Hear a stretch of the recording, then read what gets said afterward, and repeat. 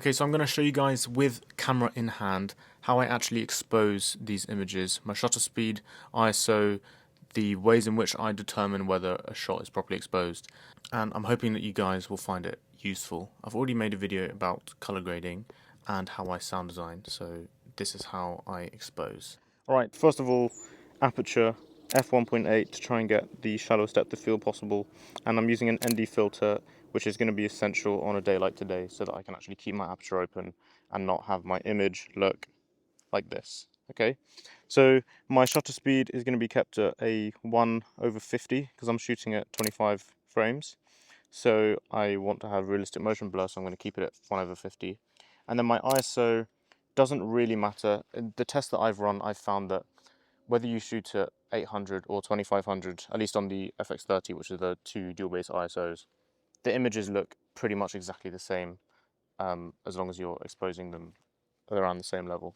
So what I'm going to do is I'm going to first of all use my multimetering, which is this number here, and you can see because it's blinking at +2, this means that pretty much your entire image is just completely cooked, right? So we want to bring this level down. Okay, so I'm going to close my ND filter, and when it stops blinking, this tells you that your exposure is in a good place, and you can see that now it's blinking at -2. That means it's underexposed, right? So I usually like to go just around +1 to 1.7. I mean, exposing to the right, there's a lot of controversy, and people talk about, well, if you expose to the right, then you're losing detail in your highlights. But on a day like today, I might expose between 0 and 1, and that just allows me to keep a little bit more detail in my shadows. So let's talk about zebras then. So if you go into your menu, go to exposure/color, zebra display, and I like to set my zebra levels at 95%. And basically what this is going to show you is everything that's blown out is going to flash. So if I turn the zebras on, you can see everything here is being shown at 95% exposure. And as I close this up, that area is getting smaller. So I'm okay with a little bit being at 95%, that's totally fine. And you can see, again, the multimetering is around 0, 0 to 1, right? This is usually the way that I like to expose. And I will shoot, and that's basically going to ensure that I've got good exposure. So you've seen that I use pretty much the same settings for any shot.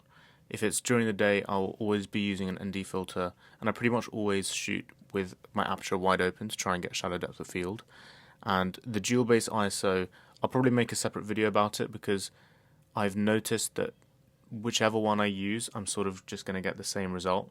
So I just use either of my dual base ISOs. I know on the FX3, the higher end is 12,800, whereas on the FX30, it's 800 and 2500. So I use one of those two, and I just use the metering or the zebras to get my proper exposure.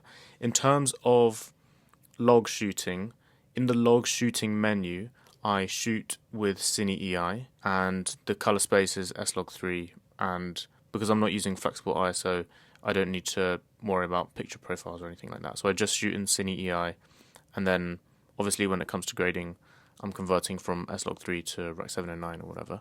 So yeah, I hope you guys found this useful, and I will see you in the next one.